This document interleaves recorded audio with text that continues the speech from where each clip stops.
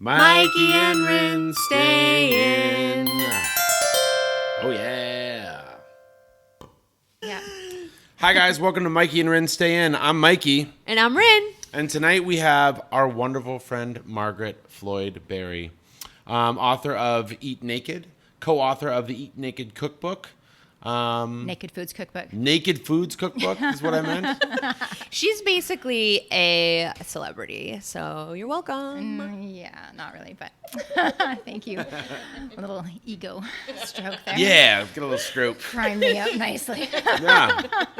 So Margaret and Corinne went to school together at the IAN. Mm-hmm. Yeah. Mm-hmm. So the Institute of Integrative Nutrition.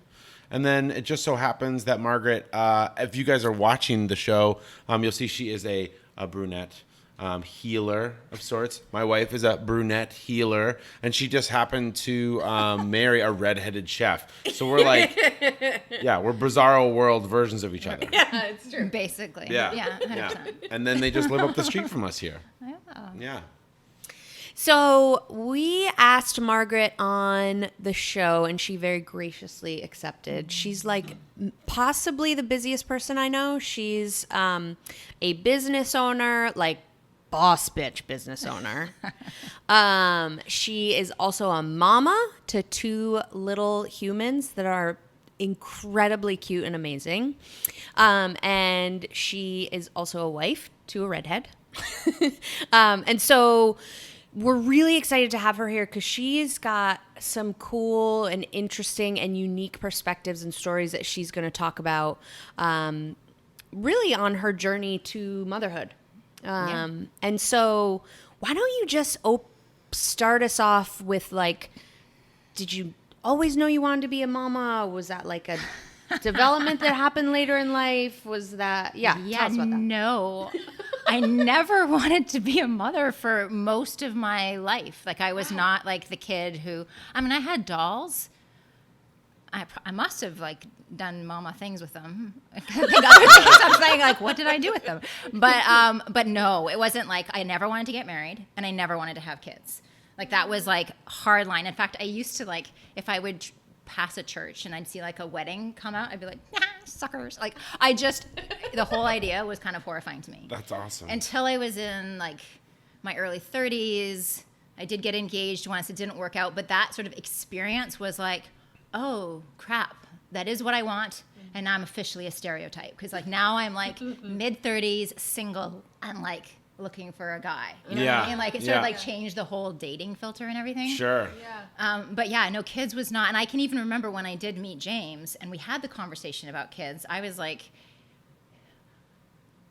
I don't know, how do I say this in a way that doesn't make me sound like a complete ass? I was like, I don't really you can sound like a complete well, ass. I didn't really like kids. Like, I was like, I need it. If we're going to have kids, they have to be like my kids. Like, I need the benefit of hormones. Because he was like, oh, it's no problem. Because, you know, we were starting very late. And he was like, oh, no problem. We'll just adopt. And I was like, no. Like, wrong wife. Like, I can't. Yeah. I can't. Yeah. I need the benefit of hormones. And I can remember even, I'll be honest, when I was pregnant, I was like, oh my God, like, what if I don't like my own kid? Like, it was kind of, and luckily I had enough other women in my life because I was sort of surrounded by very like high power business women, and a lot of them went through the same thing. And I'd seen that my very first ever business partner, she was pregnant when we first met, and she was the exact same way, and actually around the same age, and was like, I remember in meetings, and I was like, you know, my mid-20s at the point, and she was like, oh my God, what if I don't like my kid? And I was like, hormones? I've heard. Like, I think it kicks in. Hormones will hook you up. They really, well, you know what? Spoiler, they do. Yeah.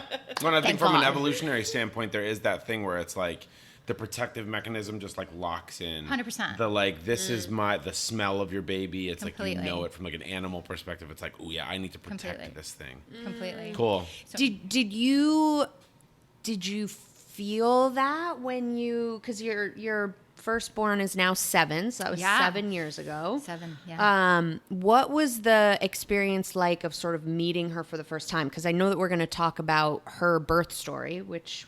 Well, you know what? Meeting her for the first time is so influenced by that that I kind of need to give that context because it was like a very unusual way to like it was totally different than what most people experience, I think.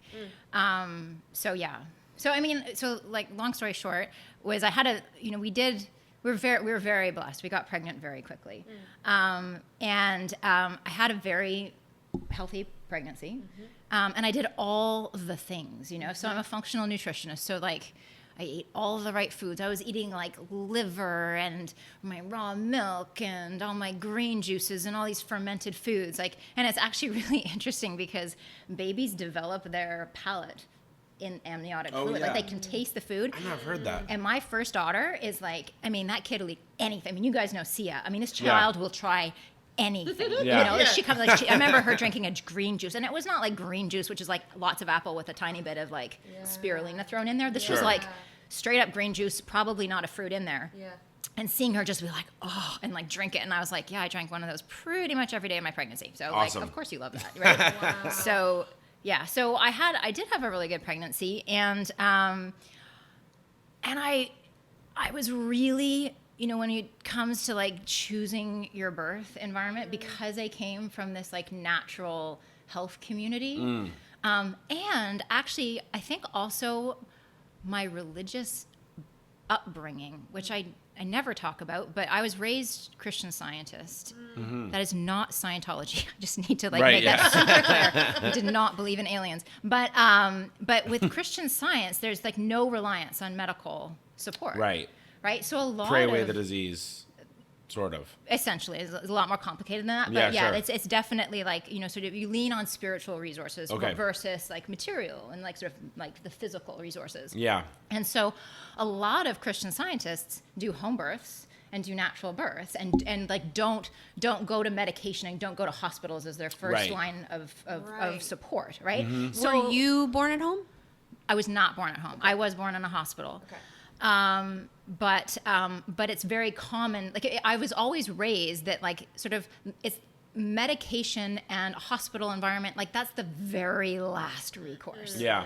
Right. Only thing I know about Christian Science is that Jim Henson was a Christian Scientist. He was. Yeah. I know. Yeah. That was like that's my only frame of reference. Yeah.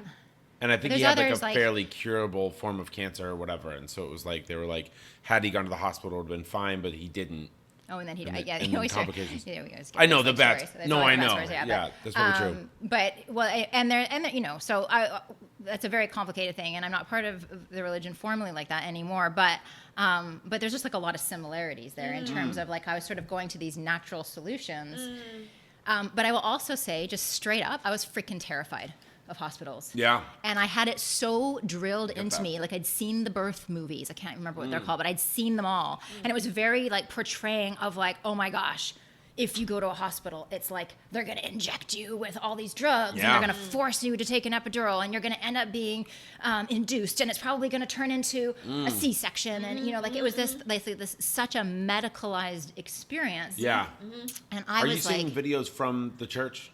No, not the church at all. No, this is like, so now let's just fast forward into my life as a nutritionist. Oh, gotcha. And so now, you know, the community that I'm part of is very much like do everything the natural way. Like, oh my God, never have an epidural because of all these things it's going to do to the baby. Right. I mean, you know, I can tell you, we did a lot of homework about our options, and we chose an amazing home birth midwife, Davy Kalsa. She's in LA. She's amazing. She's like the guru of this stuff. She's phenomenal. She's been doing it forever and ever. And of course, you know, it's a requirement with her and any good home birth midwife that you have a backup doctor. And I can still remember going to meet this backup doctor, Dr. Crane. And being like, and he, you know, he was really polite. He was really nice. Again, he was like, these were both, you know, they've been doing this for a very long time. So I'm sure he had seen a lot of people like me, very like kind of cocky, like, hi, nice to meet you. I'm never going to see you again. I'm just doing my job here, coming to like, you know, just pay my dues or whatever. I mean, he offered to do an ultrasound. I was like, ultrasound? You're going to blind my baby. No, you know, I did the one ultrasound at 20 weeks. It's the only ultrasound I did the whole pregnancy. And it's actually funny to me now. I think back and I was like, wow. I mean, I knew I was pregnant, like there were obvious signs, but I think like the first time well, no, that's not true because we could hear the heartbeat, but it was just like a long time before it was like really confirmed because I never did any of the tests. I mean, I peed on a stick. Right. Oh yeah. Right. Sure. That's all I did. I did not go to a doctor to confirm it. Yeah. I literally peed on a stick and then I started researching midwives. Well, and this is what was going to happen with us in the first pregnancy. I don't think you were going to do one until 20 weeks. And then, when she started spotting and we kind of thought something was up, that's when we went in and had an emergency ultrasound. Right. And that's when we found out that the baby wasn't viable. But it was like, there was definitely like, I think part of both of us that were just like, I don't know, maybe you're pregnant. I think you're pregnant. Your body's Right. changing. Right. Yeah. But Right. it is that kind of like, right. It's actually a picture. Yeah. From It's the actually inside of you. no, yeah, and that was actually a profound moment Yeah. for us. And but when he offered, I was like, oh God, no. Like I was that extreme of like I was thinking an ultrasound is going to. I thought it not blind her, but affect her. It was going to be really loud. I can't remember exactly what I was concerned about, but I'd read something, and I was reading all the Ina May Gaskin stuff, and the only preparation we did was go to a home birthing class. And I'm going to be completely honest. I loved it because I'm so high strung that every time I listened to that meditation, I just fell asleep. Awesome. Let's footnote that for later. Yeah, totally. It's not a super useful tool during Sure. labor. Is sleep. Got to be a little active. Yeah. And I literally thought, oh my God, this is the best thing ever. I listened to this meditation. I fell asleep. This is going to be like, Baby pops out. And they did show videos of like women that basically looked like they were asleep and then a baby comes out. Like that was like, there was a lot of videos like that in the home birthing class. Really? Yeah. Like, oh, look at her. She can barely tell she's in labor. And then she's kind of like, I mean, I'm exaggerating, but I would like look up and be like, and then, and I was like, I can do that. I can totally do that, So, and I watched so many Graceful. videos of all of these different women, like just, all these creative home birthing scenarios. I can remember there was a video that got circulated on Facebook about, 3 or 4 weeks before Sia actually was born. And it was a woman in a car, who she and her husband, I'm still like, who's filming this? Because he's driving and she's having a baby. But like, she's like, oh God. And he's like, take off your seatbelt. And she's like, pull down your pants. And she's like, and she literally like in the car has the baby. And she's just kind of like, oh my God, it's coming, And I was like, oh my God, it happens so fast, And I knew in my head that this wasn't like always the case, And my mom had a really hard, long labor with me, and I don't know the details because she'd passed, right? And my dad didn't really remember much other than it was like traumatizing, and at the end he was like, I'm never doing that again. I was like, you think you thought that, but Right. For sure. so I don't know all the details. I know stories of like I got stuck in the birth canal and they had to like manually dilate and all this kind of stuff. And I don't know if she had an epidural. Like I don't know any of that kind of stuff. But I know it was long. I know that there was moments of like extreme risk, and so I knew that. But I sort of like, I'm not going to let my mom's story define my story, all that. So I didn't spend a lot of time thinking about it. And everything had gone so well. And I remember also Davy, there's certain things she said to me, and I know she said them kind of in jest, but I really like took them so seriously and literally, like she said, if you walk 5 miles a day, your baby will fall out of you. Ha ha ha. I'm not meaning that, but I literally was like, I'm walking 5 miles a day. So this baby, and I did. Yeah. Every single day, I walked 5 miles a day. Wow. Like I had my routes. By the end of it, I knew exactly where I could go so that I could stop and pee like 5 times along the way. Sure. Like I did it every day. Yeah. And she also said 50 squats a day, and I did that. Like I'd brush my teeth with my like the 2-minute timer of the electric toothbrush, and I'd like do my 50 squats. That's like fantastic. So. I mean, I was so disciplined. And did you feel like do you feel like there was an added amount of pressure? I mean, obviously this is the field that you're in and all that, but I mean, 100%. Did you feel like it was like, I have to perform this at like the Olympic level or I'm a bad mother? Well, see, at that stage, it didn't dawn on me that I wouldn't. Right. So that came in later, but in that moment, like it was just not even an option. Like we hadn't even packed a hospital bag. Oh, wow. Because it was like, well, we're not going to the hospital. Why would you need a hospital bag? Of course. Right. Yeah. We had the birthing tub. We had that in the living room for like 3 weeks already. It was like queued up and ready to go. But something like a hospital bag, we didn't, we had all of our homemade food and all our like coconut water popsicles and like all that stuff. That was like, we were stocked. I mean, we could have, that kind of stuff completely taken care of. The playlist, the like fake candles, like we had it all. I know. And I think there's like something about, with our experience, I mean, we were just so prepared. We were going to do it in a birth center, but it's like, we hadn't even, I hadn't even really listened to which hospital they were associated with. Like we I hadn't did. met a I did, hospital. I did. I mean, I knew which one, Yeah. but I just wasn't even thinking about it. Oh, no. I was like, yeah, that's Oh, never no, going to no, no, happen. no. Yeah. And it is like I think that there's value in knowing more about it. I think Like, there's a just in lot of case. value Yeah. in knowing more about it and just like knowing your options and not being, I look at it now and I think part of it was the community that I was part of. Part of it was that, sort of had this upbringing where you think medication lasts. I mean, also like my mom had just died, right? So my last yeah. experience had been in a hospital, had been sitting at her bedside for 2.5 weeks and in the ICU. And, they were an amazing hospital and they were brilliant. And it was a very specific and traumatic experience. And I associate hospitals, because my mom had been very sick for many years, and I associated hospitals very firmly with like lots of surgical procedures, lots of pain, lots of deep recovery, and then ultimately death, right? Sure. So that's not where I want to have my baby, right? Yeah, Right. I totally. You I had know? my Like- sister is a super preemie. I don't know if you knew that, but she was didn't. born at like 24 weeks, Oh. and I was 5 when she was born. But I mean, I have this massive trauma around hospitals. Like, just it was scary. She was in an incubator for months on oxygen, all the things. So I just look at hospitals. I get like hospital heart, like white yeah. coat syndrome, Oh, yeah.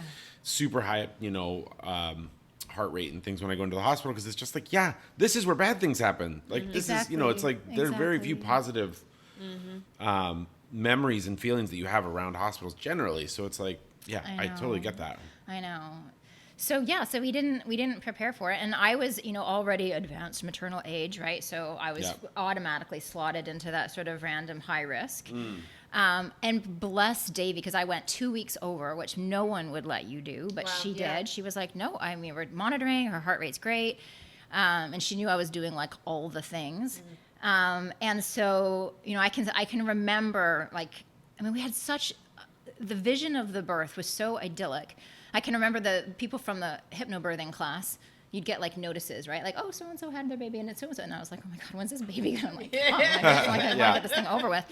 And then I can still remember, like, James' dad and his wife were in town, and we'd gone out for this big Ethiopian meal on a Sunday night, and then they were heading off on a trip, and the next morning, I woke up in labor. And I woke up at 5, and it was like, contractions were kind of coming every few minutes. And we had pulled up the contraction timer, and we started doing it. And I was like, oh, this is not that bad. I can hang out. And then, we called Davy and let her know. And then very quickly, like within an hour or two, it ramped up. And it was like, not so fun anymore. And it went into like, every minute. It was really intense, really quickly. Davy was not available. She was on another birth. Oh, So yeah. thing number one that was like unplanned was her backup came. Right. And we'd met that, we definitely had appointments, and that was part of it. Like, you meet Davy, you do most of your sessions with her, but you have like 2 or 3 appointments with the backup, and Yeah. she's lovely. Sure. Didn't have the same experience as Davy, so she's just newer. Yeah. And I just didn't have that. Like, it's such an intimate bond that you have, and I really liked her and I really respected her, but I didn't feel this sort of like profound connection with her. Right. And it didn't, again, dawn on me that she's got a backup for a reason, because sometimes babies come at the same time. And Right. she's only one person. And she's Right. one person. Right, I know, I always she doesn't have think like about this. staff, right? Yeah. And you are in a place where like she's going to your home. So unless you Yeah. happen to be neighbors, she's probably not going to be Right. with the second person. So that was like, oh, okay, reorient. That's all right. By the time she got there, her name was Michelle. By the time she got there, I was already dilated 5 centimeters, and I was like, oh my god, I'm gonna have this baby by like. Wait, how much time was that from? So you wake up at 5 a.m. 5 a.m. By like 7, we're real, and then I would say it was like 11 or 12. Wow, yeah. It was fast. Yeah. And I was like, oh my gosh, this is like, and I was certainly like, I was in it, Yeah. Yeah. And our doula was amazing. She was there. And again, with our doula, like amazing, which this was like her 3rd or 4th birth. So this was also fairly new for her. So, Yeah. and again, like amazing people. And it was and she was a champ. I'll tell you more about her in a second. She was a complete champ.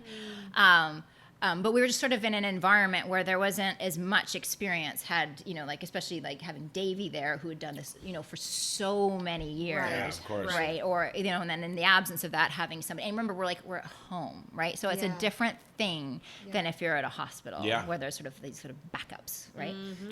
So, And it feels like a lot of layers of backup. a lot or of layers of something. backup, Sure. a ton of layers of backup. Of course, Like that's the thing, yeah. right? It's a pretty skeleton crew when you're like doing a home birth. It's like, Yeah, 100%. Yeah. And it wasn't like, I should also say, we were living in like a crappy little 2-bedroom apartment in LA. Like we were not, Right. this wasn't like a private home. Like the walls were paper thin. Right. Every Oh, yeah. neighbor, I'm sure, knew that there was something crazy going on in Suite 207 because like I was making some noises. I learned that I don't do this quietly. And like some of the sounds that came out of me, I was like, Yeah. what was that? God, that- Like these like that's- guttural, primal. And I also, there's this idea that you like really go inward and that you're not aware of that. Like that never kicked in for me, ever. I was super aware. Like I'd be in these moments and I kind of couldn't stop myself. But then I would be like, oh my God, what are they thinking? Like I was so, talk about the people pleaser and like caring way Right. too much what everyone else thinks that I was actually worrying about the neighbors while I was in labor. But I was just like, but like what happened is I continued to labor like this, but the progress like stopped. Oh, So like okay. like 7-8 hours later, I was Like a like holding barely pattern. at 6. Wow. Yeah. And what ended up happening, like I was in the tub, I was out of the tub. She was making me like walk, and I was really expecting that I would like lie down, go to sleep, and the baby like would a come out. baby would come Or out. you'd walk 5 miles and the baby would just fall out. Or right? And Sure. and walking. Oh my God, that was horrific. And she Mm. did make me walk up and downstairs a couple times, and I was like ready to kill. Were you outside? Inside and outside. Okay, yeah. I mean, it took us probably 2 hours to get around the block. It was Yeah. like step, stop, and like lean into James and have him like hold me up, and then like half a step stop. I mean, it was brutal. And I loved being in the tub because it felt better, but it would slow it down even more. So this like one place that I was like in moderate, I wouldn't call it comfort, but it was like sort of survivable. It was Yeah. like I wasn't allowed to be in it. I kept being like, how many more contractions before I can get back in the tub? And we tried all the different positions. Is and- that a thing? Why does that slow it down? Well, I'm not totally sure. I Yeah. think it's because you just get more relaxed. And Oh, right, I don't even know if it does. I honestly, I don't know.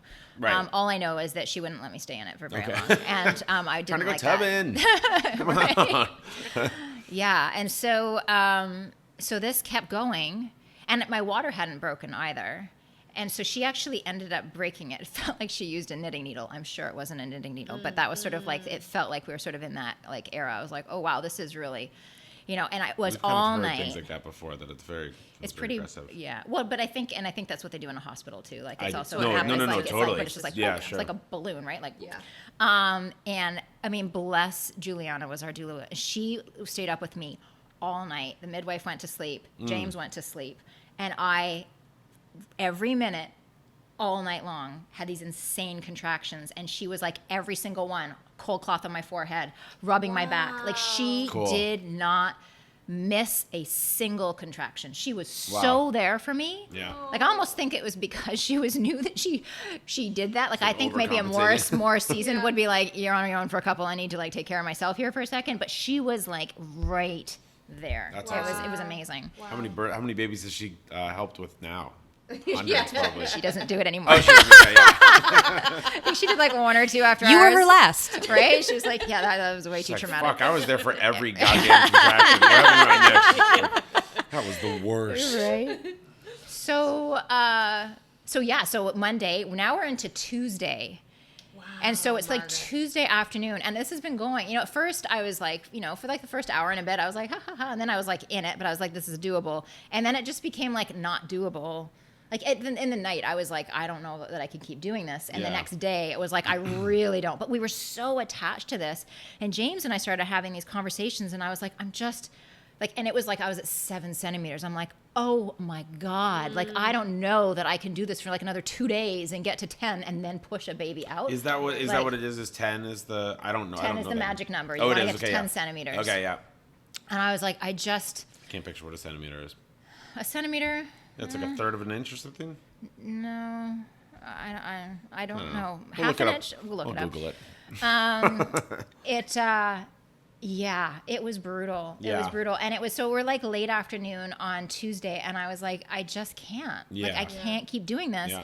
And James was like, you can do it. And I was like, really? Like, I really, really can't. And we Yeah, actually brother, had to no. have this moment where like he had to go talk to Juliana, and I was Yeah. like, we had like a big sort of huddle about what we were going to do. And finally it was like, no, and I was like, this is when I felt like a failure. This was when I was like, oh my God, I'm going to the freaking hospital. Like, and so this is when it started to sink in. Like, this is really not going to be the birth that I thought. Yeah. And I was so private about things. Like, I didn't want, like, I only wanted, like, Juliana, a midwife, and James. I did not want it to be, like, a team sporting event. Right. Yeah. Right? Right. And, I mean, that 20-minute drive to the hospital was one of the most hellacious of my life. That was just, like, every bump, everything. And that was awful. And probably in your head, too, because you're like, I was so devastated. This and James hurts and I and weren't sucks, yet on yeah. the same page. He was like, oh Okay. my God, you could have done it. We're not, he was disappointed. And he was just like, he felt like I could have kept going. And so I had that to deal with. It's like, I'm letting him down. Maybe I'm screwing up the baby. Like, I didn't know what. All I knew is I was so fried. I just couldn't imagine. And we got there, and there's Dr. Crane. Bless him. He's literally the best doctor. He was so good because the nurses He started wasn't smug? He wasn't smug at all, although he had every right to be. He should have been like, told you so. But he was not. I mean, he was so good. And he was like, did you, he talked to me about the epidural. I was like, I'll do it myself. Like, how fast can you get this thing in? And James is reading the paperwork and reading about all the, like, possible side effects. He's like, are you sure? I was like, amputate my legs. I don't care. Like, make this stop. And so, they did it. Apparently it's a big needle. I couldn't see anything. I didn't care. And when it started to sink in, I was like, oh, it was like, I was the first time I smiled in a really long time. Sure. And Dr. Crane was amazing because the nurses started to come in and they started to sort of automatically give me a bit of Pitocin. And he was like, whoa. He's like, this is a home birth transfer. Oh, good. He was Wow. like, what she needs is to so at this point, we're at like 11 o'clock at night. Tuesday night. I went into labor Monday morning at 5 a.m. Yep. And he was like, and they looked at they did the monitors and everything, and it was like, Sia was the guy would literally said, he's like, we don't see heart rates like this. This is like textbook. And I was like, it's raw milk, baby. Yeah, baby. And all those green smoothies. And all the green smoothies. Yeah. But yeah, and it was a male nurse. I was like, of course I get a male nurse. And I remember too asking him, I was like, the last meal I ate was Ethiopian food. I haven't gone to the bathroom. Oh, boy. Is that coming out? He goes, absolutely. Yeah. And he goes, but don't worry, everybody does it. And if they say they didn't, they were just lied to. I was like, okay, so I'm about to shit out Ethiopian food in front of like a whole team of people and my husband. I don't, again, it was one of those things. It's like, I had this idea to be like all blissed out in my head. No, I was extremely conscious of like, that was about to happen. I'm pooping in front of a stadium crowd now. Right? Yeah. Pretty much. And so... But Dr. right? Yeah, and oh boy. God. It's kind of like a diaper. Right? Oh. No offense. I love injera. I love Ethiopian food. Is it weird that it's making me hungry? Yeah. Yes. Yeah, no. I was just thinking about the last Ethiopian meal we had, and I was like, ooh. Yeah, I could go for that. Oh, my God. Well, so he said, let her sleep. I'm going to sleep for a few hours. I'll check in with you at 4. Wow. And so he went and slept. Awesome. He let me sleep. The doctor. Awesome. That's awesome. I know. Yeah. I didn't know they did that on shift. I didn't know they did that either. I was like, really? But I remember lying there, and Michelle at this point went home. I remember lying there, and I looked out the window, and there was the Hollywood sign. And I was like, what has happened to my life? Like, I'm this little Canadian girl. I never expected to come to LA. It's not like I was like, an actor. Like, this is not where I ever end up. I came to LA to like run away from things. Oh, sorry. No. We all know the reasons. Right. Yeah. I came to run away from things when I thought I'd stay for a couple months and then I'd like shuttle off somewhere, more reasonable. And I sort of never left at that point. And so I was there I going. ever heard the story of like why you ended up there, but that's another story. Yeah. But sitting there going, I am in a hospital, in labor, and my view is the Hollywood sign. Yeah, that's fucking surreal. It's totally surreal. I'm like, the fact that there's even palm trees out there, I'm still getting, like, I never, ever, ever got used to that in LA. Yeah. Ever. I'd be like, there's a palm tree. There's another palm. 8 years later, there's still a palm tree. Like, I just couldn't get over that I lived somewhere where there were palm trees. LA is so like that. It's so unreal. It's so unreal. Yeah, and then the can't Hollywood imagine you'd sign, ever I go was to like, okay, my life is like officially not where I thought I would end up.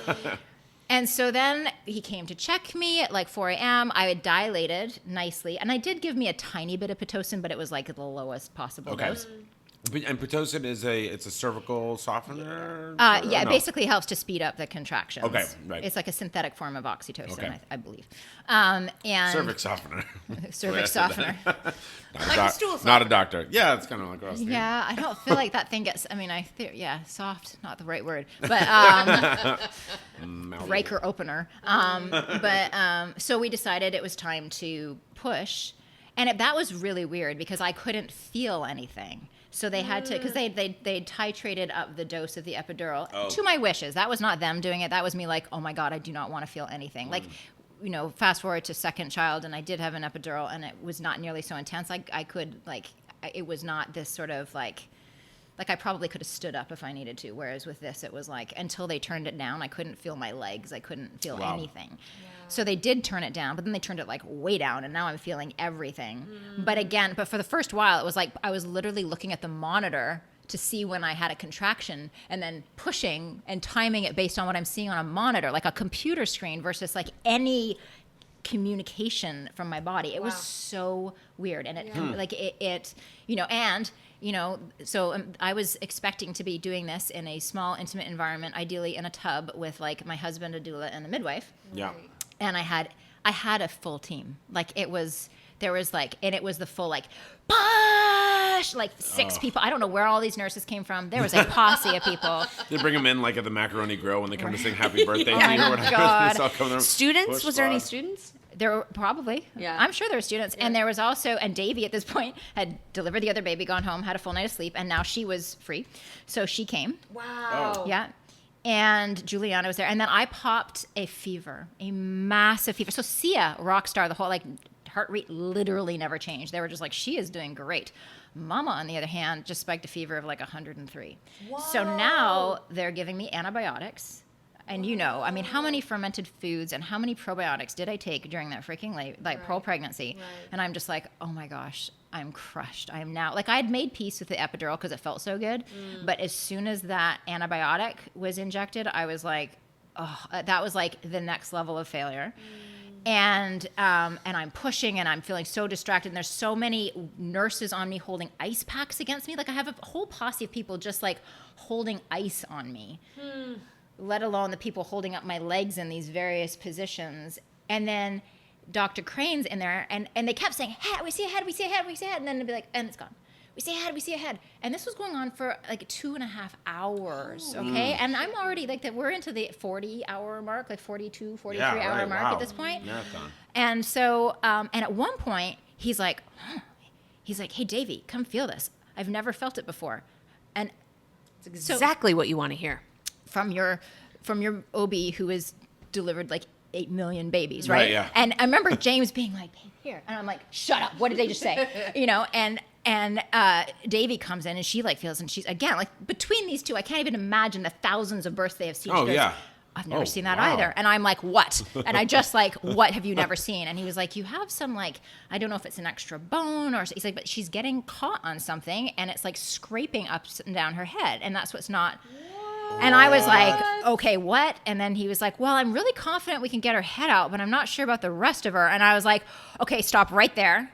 This is when we like start talking interventions, because he was like, well, we could suction, we could, and I was like, no. And I'm like going into the deep memory of like anything that I've heard about my birth, right? Yeah. And I'm like, no, we are not risking anything, like, Yeah. And he was like, because he was being so delicate because I was a home birth transfer. So bless him for being so like considerate Right, of that. yeah, He was like, seriously. he did not like, to him, C-section was the absolute last resource Right. because Right. of who I was and what I wanted.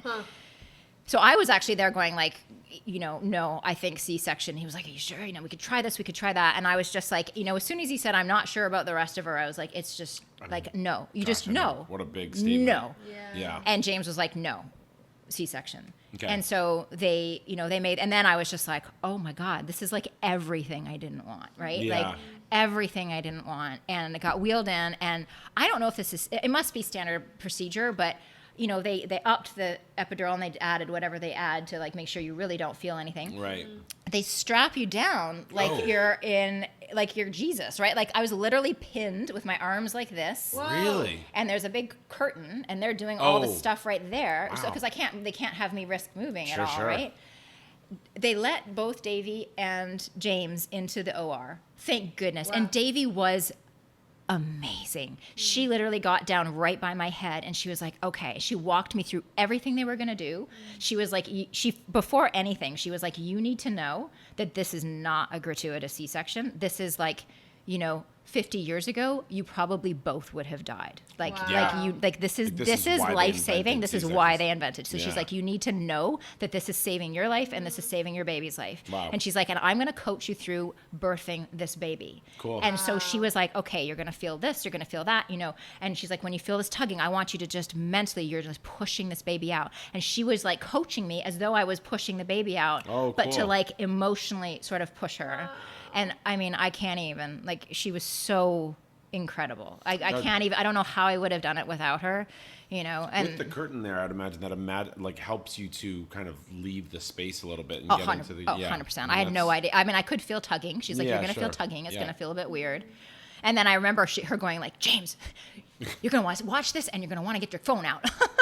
and because he was like right down beside me too. And then he like stood up and like got his phone out and then they like pulled Sia out. And we still have pictures of her like, all like, and, so you asked, so your first question, a very long answer to a question of like, remember meeting Sia. So they, of course, took her to the other side of the room to clean her up. And he was so good. Like James immediately left me and went straight to Sia. He would not let that kid out of his sight at that hospital because they keep wanting to like sort of shuttle the baby away. Sure. And he's like, not without me. Cool.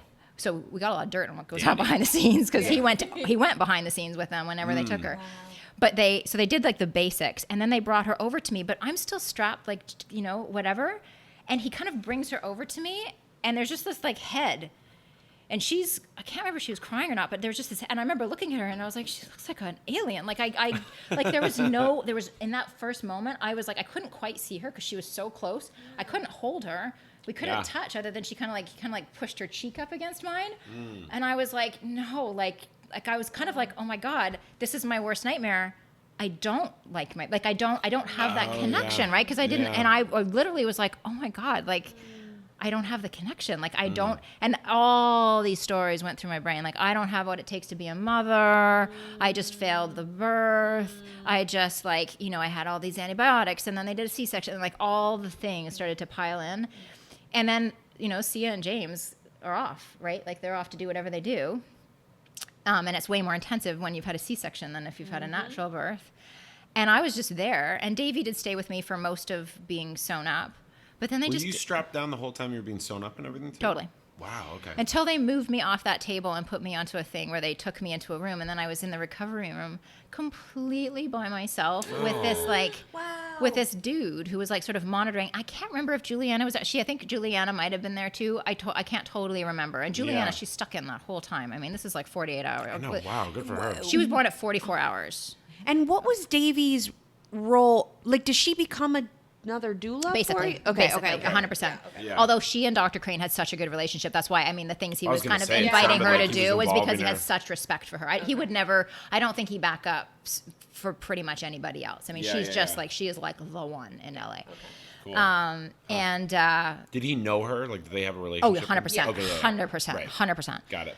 And really, he was the exact opposite of everything I thought was going to happen. There's lots of pieces of it that I didn't like, but the way he treated me, I can't find a moment. In fact, the next day when he came to visit me, he was beating himself up. He was like, I just keep thinking, like, could we have done this? Could we have done that to avoid a C-section? And I was like, oh my gosh, like, I can't believe that you're still thinking about this. Like, it was so your 8,000th sweet. baby, and he's like, I'm really hung up on that one. Yeah, no, he was he was amazing. Did you, this might be spoiler, or you might be talking about this later, but did you ever find out what the extra bone was or anything? No. We looked for it on x-rays and ultrasound and nothing.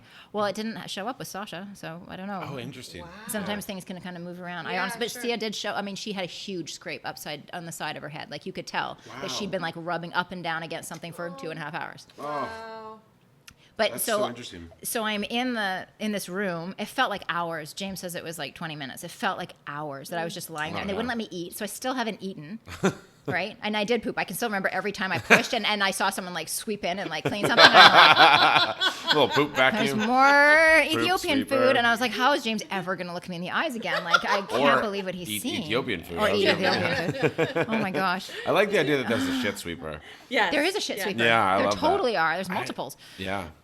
So I think there's a lot of right? there's a high turnover rate in that job. I know. How's your day? It was shitty. Right, yeah, there's nothing else you can say always, about it. yeah. I know. Talk about like provider kind of birth trauma. I wonder if the poop sweeper is kind of the one that's like, wow. I would I don't imagine even that's one know. that you get like kind of accustomed to it pretty quickly. Yeah. like- I think it's Probably. very. I don't. They didn't Scene seem one, bothered by it at scene all. one, I scene think. them all. Yeah. I don't know. But so there I was, and then James and Sophia came in, and he brought her to me, and I will remember. And he would even say that was like the world didn't make sense until that moment, and I definitely felt this like. I don't know, like I just had a baby. She's somewhere in this hospital. I've seen her, but she was I've blurry seen and her, weird. but she was blurry and weird. I don't feel an emotional connection yet. And I didn't just push out, so I didn't have like the hormones that kick in Right. when you push Oh, the baby right. out. I Yeah, don't sure. have those at my benefit yet. I'm starving and they won't let me eat or drink anything other than suck on the occasional ice cube. And I haven't eaten since Sunday Satiating. night, right? And Yeah. this is now, Wednesday morning at 4 o'clock in Yeah. the morning. And so, and then finally she comes in and it was just like, oh, and then everything was wonderful. Although, funny thing, the next day I was like, this is the fact that it was a C-section is actually good because now there's only like one area of recovery. And James was like, you didn't see what I saw. I think, and I remember I got up and I was like, oh, and he was like, yeah. I was like, oh, that sucks. I have all the trauma and none of the like, reward that I like actually Right. pushed her out that Endorphins. way. But Yeah. it was Yeah. like, I was broken. And then just to finish it, like, so I then went home. Now, luckily, nursing, a lot of women have troubles with that. That was not an issue. I had so much milk, and she latched really well. I mean, there was a few painful days there at the beginning, but that's pretty normal. Yeah. But then I broke my foot. 10 days. Oh, broke your foot? Because you see, we had all these people come to help us, which was so sweet because my mom wasn't living anymore, right? So like our friend Laura flew from Portland down to LA and like literally taught me how to like change nappies and burp and like swaddle. I didn't know how to do any of this. I'd never done this before. Like I remember, I was like not a baby person, and so Quick learning curve. right? So she came and did like all the things a mom would do, and then we had another friend living with us for a little bit. But then it was like everybody was going, and James had to go back to work, and I was like, I need to know that, and Sia. So I think I joke that it was because I walked with 5 miles a day. She would only sleep moving. Oh, yeah. So you kind of screwed yourself there. Oh, I so hosed myself. And so she'd be hysterical, and the only thing that would help is to put her in the ergo or put her like somewhere close on you and then walk. And I was under strict instructions not to do any of this because I had a C-section, but I was like, I need to be able to comfort my own baby. Right. So against everybody's better judgment, I strapped on the ergo to know that I could do it. And James, are you sure this is a good idea? Are you sure this is a good idea? Everyone says you shouldn't do this. Are you sure this is a good idea? Of course it's a good idea. Of course it's a good idea. I get to the bottom of our stairs, and there was just like someone had a lot of packages delivered, and there was a like mat that I didn't see, and I twisted my ankle and fell. Now, the good thing is I realized that I did have maternal instincts because I immediately protected her and not myself, which was great. Sure. But what happened is I massively overstretched the tendon. So I was then, of course, she's screaming. I'm now screaming. And we like hobble back upstairs. She's still in the ergo. And then I hear just this like snap.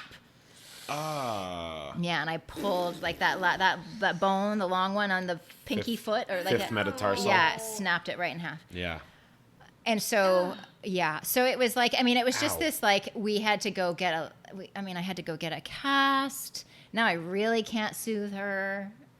I remember we went and had to buy a Lazy Boy, and I had a very specific idea of who sits in a Lazy Boy, and it wasn't me. You do. Right? Yeah. And You were just seeing all these versions of yourself that you never... I was I was just... in front of the Hollywood sign, drinking a Pabst Blue Ribbon, sitting with my broken foot in a Oh, Lazy let Boy. me tell you. There's one super distinct moment I can remember. So there I am. I also was barely fending off mastitis because I had so much milk. And so I'm sitting Oh, there yeah. old wives' trick, cabbage leaves in the bra, my like gigantically swollen boobs sitting there in like an old house coat with my bra stuffed with cabbage leaves in a lazy boy watching the Olympics. Like, I don't watch TV, Awesome. okay? And I was like, and then friends of ours from the dance community came, and I'll never forget the look on my friend's face. And he just looked at me with this like you could tell he was so repulsed. And he was trying so hard to not show it. Yeah. And I was just looking at him like, fuck off. Like, don't even talk to me. Like, I just couldn't. And I was like, and then I would torment myself and watched YouTube videos of home births. And I would literally sit there and cry and watch these videos. And James was like, why are you watching that? And I was like, I failed it. And everyone says you have a healthy baby. And 100%. Like, honestly, that really is the most important thing. And there was and this is when all the stuff around, but I'm a nutritionist, and this is my community, this is what I do, this is like, and I just went back through every single thing I did, and like, how did I make this happen, and how did I fail this baby, and how did I just like ripped myself to shreds over the next few months. Yeah. So that was Sitting there crying into your coleslaw titties. I'm watching YouTube videos in the Olympics my and got coleslaw on my bra. It was not my best moment. I know. It was not my best moment. Yeah. But I learned so much, and like when I had Sasha years later, I was so clear. I was like, look, I'm doing it in a hospital.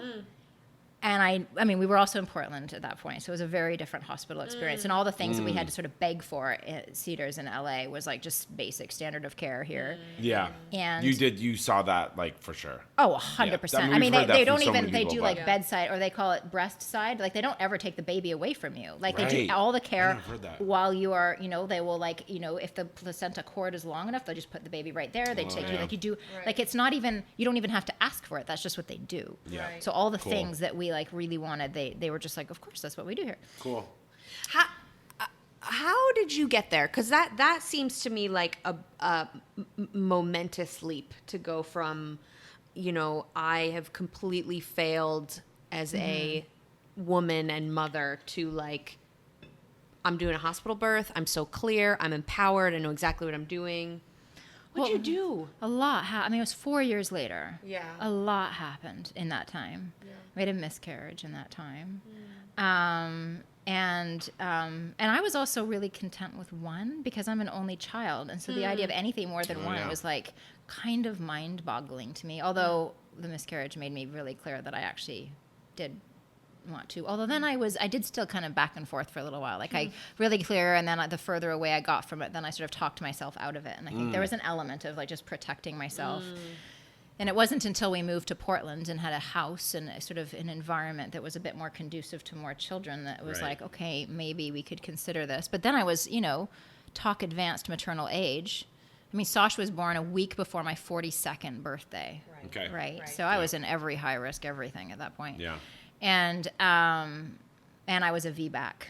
Right. Which everyone said wasn't possible. Right. And I was really, I really wanted that VBAC, but I was also really clear that, so the thing that happened in the first one is there was a lot of little moments in there, and I honestly don't even remember the details of them, but there was a lot of little moments where I let everybody else override what I wanted. Sure. Like, who knows if I'd hung out in the birthing pool? Who knows? Maybe I would have just chilled out enough for it to, and who knows if, because I ignored my own instincts and desires the whole way. I just did what I was told. Right. And even like the desire to go to the hospital, we went probably 2 or 3 hours later than I would have liked to, because I was letting everybody else make decisions around me until I finally was like, I really can't. Like I didn't sort of own it. And James and I had big conversations leading up to Sasha's birth about like, I call the shots, and it's about me tuning in.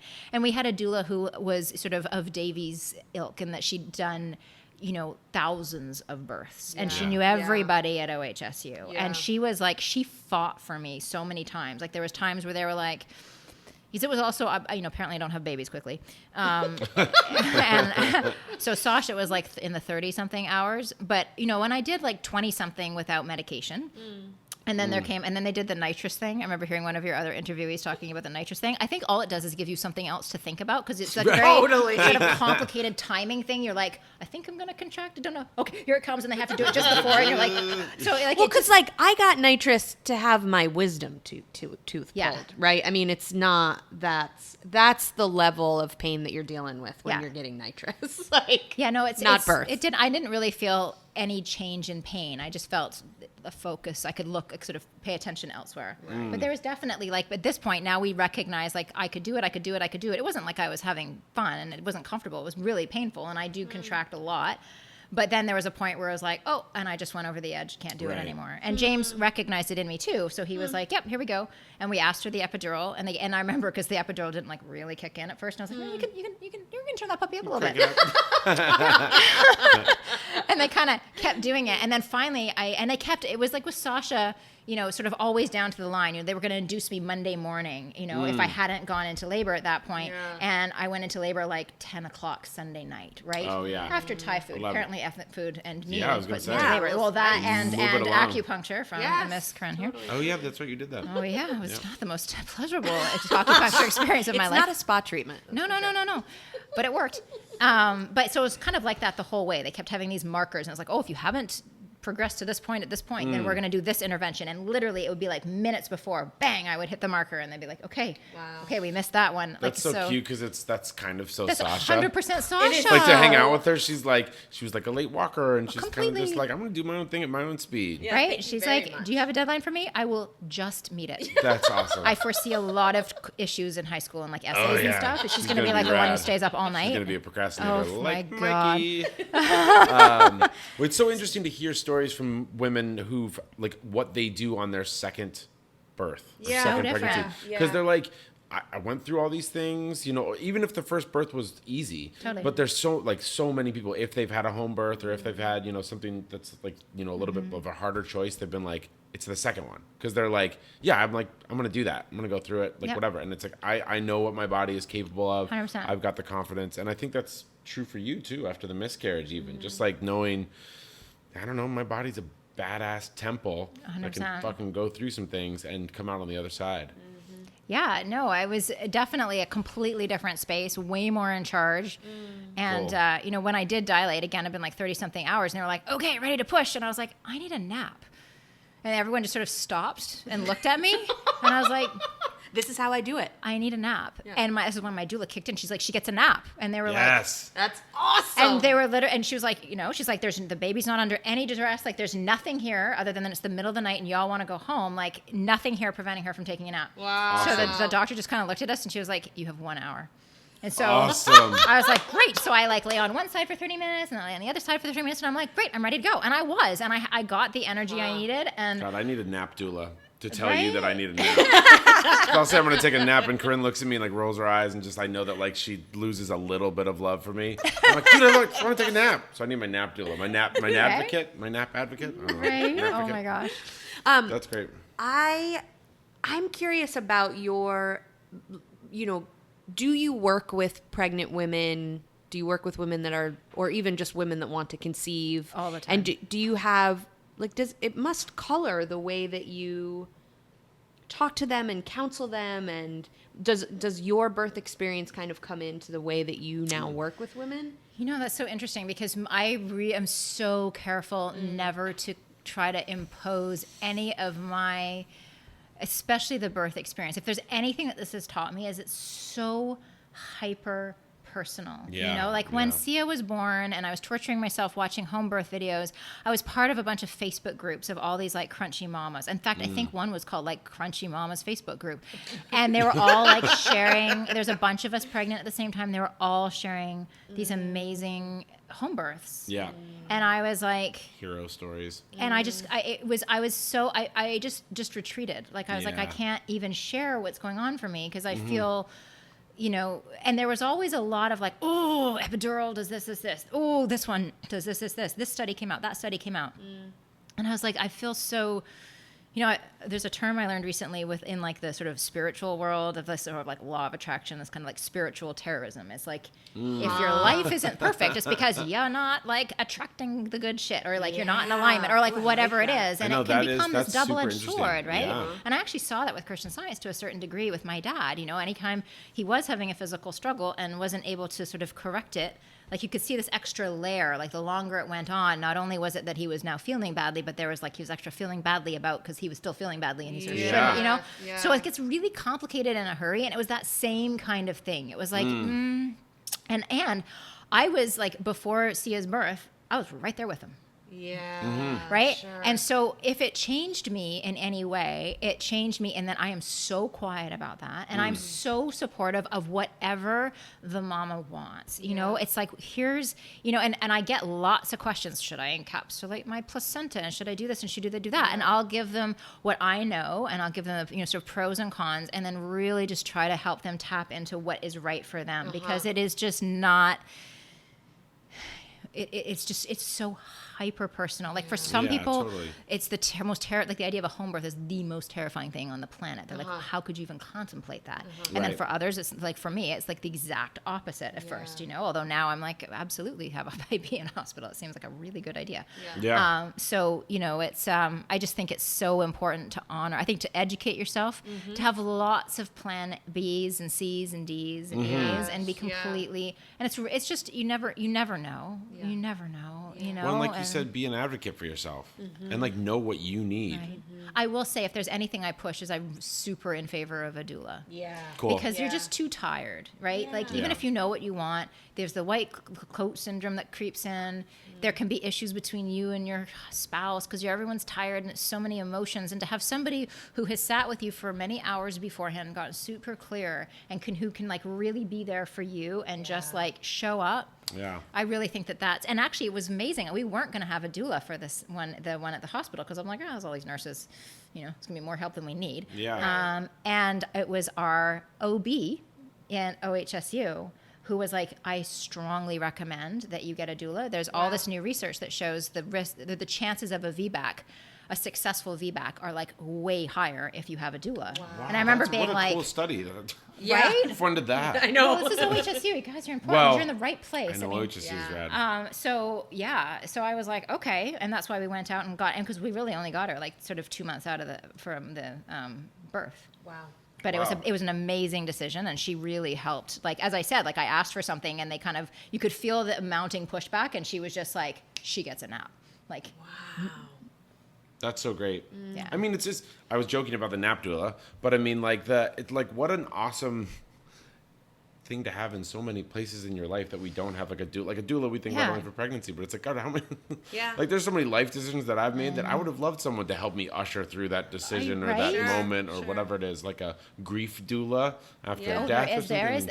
Well, I mean, that's how society and cultures used to be, Yeah. right? Like, we're all these like little isolated bubbles trying to figure out our own stuff all by ourselves, right? It's like a community. It would always be that. I know. I You would love never that. have to make a decision by yourself. You Yeah. certainly don't have to raise a child by yourself. Right. Right. Yep. Takes a village.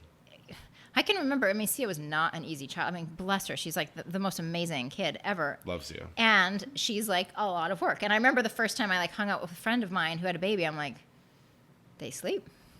That's a thing? I'm like, she just kind of lies there? And they're like, yeah. I'm like, huh. I didn't, and they were like, oh yeah, no, Sia. She was, nobody says that to you when you're the new mom. Right. So thank goodness Sasha was more say like that. Yeah, some people say, most people don't. Most people are like, I'm going to be quiet.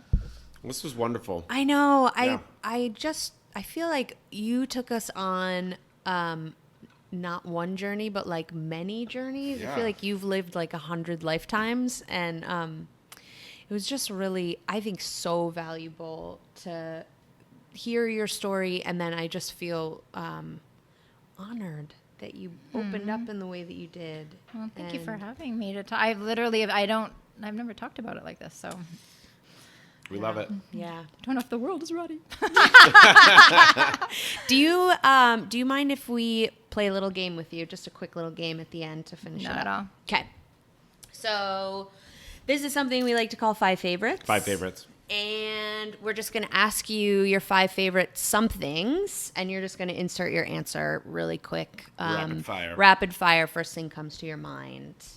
I'll give you a softball for your first question. What's your favorite swear word? Damn I it. thought it was a softball. I know I'm thinking because there's the one that I use the most often, which I shouldn't, which is of course fuck. But then there's the one that I actually get a lot of satisfaction from when it comes out, which is damn it. Oh, nice. That's a solid one. Yeah. Feels For good. those of Damn you it. that aren't watching, when she said it, her whole face and demeanor changed. Like she embodied "damn it." Can I Yeah. just tell you a super, super funny, really fast like a story about Canadian that? swear word. Because I am like if a Canadian swear It feels word. like a Canadian swear word. Like, damn it, that's like B. Like, or not B, like PG or something. Yeah, it's Hilarious. Well, let me tell you. So I do. If when my children start swearing, it's 100% me. James is so good about that, and I have Oh, I know, he complete is potty good mouth, about that. and it just comes out. And it was so funny. Like this was like 2 or 3 years ago. One day, Sia's up in the attic. She does something. She drops and she goes, "Damn it!" And I looked at her and I was like, "Oh!" And so I sat her down. I said, "Hey, Sia, I know where you learned that from. I know that mommy says that sometimes, and it's really not a good word, and we have to like really help each other. So if I hear you say it, I'm just going to remind you that it's a really not a good word, and that not to say it. And then if you hear mommy say it, you can say it to me." She goes, "Okay, mommy." I kid you not, she's not said it since. Wow. Wow. Now, She's just saying I've fuck. said it since. Yeah. She's not said anything. She's not sworn. Really? She is totally, and I mean, seriously, you guys, I know at some point it's completely come. Oh, the other day we were out for dinner and I said something like, what did I say? Oh, it's a pain in the ass or something. She goes, "It's a pain in the axe?" And James just starts howling. And she goes, "Well," and she thought that we were laughing because I don't know what she thought. Tears running down my face. And she's like, "Well, it would hurt because an axe, that is a pain." I was like, True. "Oh, Solid. man." I mean, it's I mean, solid logic. Anyway, sorry, yes. I'm going to celebrate your parenting win there, though, because you clearly handled that situation really brilliantly. Oh, yeah. Bond me a The couple damn years. it one. Yeah. No, I love that. All right, Mikey. All right, next one. Favorite 90s makeout song. Ooh, I love that. Okay, so I actually thought about this one. I knew you were going to ask that. She and came so preloaded, I came folks. We need ready. to switch So I them up. actually have two. So I have two answers because I Okay. have the song. You were making out a lot. Well, I have the song or the album, right? So the Ooh, song is Cowboy Junkies' "Sweet Jane." Oh, yeah. Wow. Solid. But if you're tucking Yeah. in for the night, Portishead, "Dummy." Ooh. Wow. Those are good. Those are deep cuts. They are. I like it. I'd make out to both those. We'll wait Yeah. until you I was going to say leave. maybe you will tonight. Yeah, I yeah. can see them looking at each other. Portishead, "Dummy." We haven't listened to that in a long time. It gets you through the whole night. Yeah, it does. It's true. Yeah. Just I don't got remember hot our here. questions. Let's go. Well, let's go political. Your favorite 2020 candidate currently. I think it's a roster of 10 now. I think it's 10 or 11. So I'm going to go with Kamala Harris. Okay. Nice. Yeah. Okay. With a close runner-up of Pete Buttigieg. Cool. Yeah. Okay. Cool. I like it. Yep. How Oh, about favorite comfort food? Eat your Yes. feelings food? Oh, come on now, mac and cheese. Mac and Yes. cheese. Without a doubt. Yeah. Ooh, that sounds so good. Shamefully out of a box is actually even a little bit better for the comfort factor. Dude, it Probably is pretty a good. little bit more chemical factor. I know. It's I don't know the, what. like complete. Definitely. Like, I'll have, like, homemade mac and cheese. It's so good. But, like, But it doesn't fill the I need. kind of want the box mac and cheese. I Yeah, just do. yeah. I know. That's whatever. We don't need to be ashamed of it. No. Own it. Stand in your truth. That's right. It's like the least naked food out there, but that's okay. Yeah. It's like the more fluorescent. Yeah, I and know. orange, Your the followers better. are going to be like, oh, my God. Well, if they've read my book, I Then have you a talk about reveal. I literally have a reveal in my last chapter of my book. Then sort of Oh, fess awesome. up. Because I used it like as I was writing the book, I was like use it as like inspiration. I would be like completely struggling, and be like, okay, finish this chapter, and then you can have a box of mac and cheese. And I Are you don't saying care. box like Kraft or like Well, Annie's or no, something? it wouldn't. It would have been like at that point, it would have been like Annie's or Right, something. and yeah, Annie's but, it's like- delicious. Yeah, but totally. but yeah. Cool. Oh, yeah, and then the last one, I guess, is like, we've kind of already talked about a lot of it, but Yeah. Well, how about your favorite, most recent interaction with a healthcare provider? No, so define healthcare provider. Does it have to be like Western medicine, or can No, it be no, like, no. Anyone that's delivered some variety of a health service to you. well, because oftentimes this like stories on the show end up being kind of like, oh, like this Right, no, happened no, and it was kind totally. of terrible, and so Yeah. we want to just like show that like there's a lot of great people doing great things out there. Totally. Right. Which you did highlight You totally really did. brilliantly. Yeah, so I mean, I think I did. There was a lot of amazing experiences I had. I feel like I didn't earn them. I feel like if anyone who should have had the bad experience, it was me, because I was so skeptical going in. But they really showed up. No, I'd say so. Recently, I've connected with a really awesome chiropractor in town who does great. a combination of. I mean, yes, there's chiropractic, but he does a lot of muscle release and a lot of like sort of spiritual stuff. And I think he's got a background in shamanism. I'm not totally cool. sure, but it's Who's like this? very multi-layered. His name is Dr. Anthony Schaefer. He's actually his offices are right in that sort of like 70s style complex near Port Cano. Sure. Yeah, Okay. he's great. He's Cool. great. He's just like, and he really, when I had vertigo recently, it was his, whatever he did, was the only thing that would give me any kind of relief for a little bit. Awesome. Yeah, no, he's just really like, he sort of really sees you, you know what I mean? So you always get like I love that. more than just an adjustment. Right. I'm not really like an adjustments kind of girl. It's like not normally where I go to for things, but like if things are like really kind of wonky, then Yeah. he can adjust on lots of levels. Yeah. Spiritual adjustment. Well, Awesome. Margaret, I see you. And I really appreciate you. I appreciate you coming and sharing dinner with us and, taking so much of your time to share such a really beautiful and unique and incredible story.